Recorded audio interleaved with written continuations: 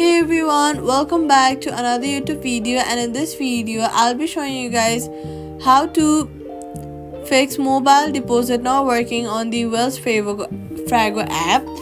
Deposit photo rejected. The fix is usually lighting, angle or endorsement. Here's the checklist.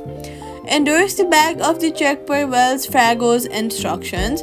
Place the check on a dark, non-reflective surface and clean the camera lenses. Make sure to clean your lenses with a soft cloth and not a rough one. It may give scratches on the back of your camera lenses. Use bright, even lighting and hold phone steady. Allow auto capture. Ensure check amount and MICR line are visible. Retake if blurry. Update the app and try again. Head over to your app store, search for the Wells Fargo app and then update your app if the app needs to be updated.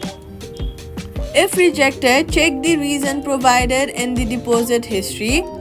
And then tip, small business or large amounts may require and branch deposit. Check limits before retrying, and that's it. Subscribe for more quick fixes.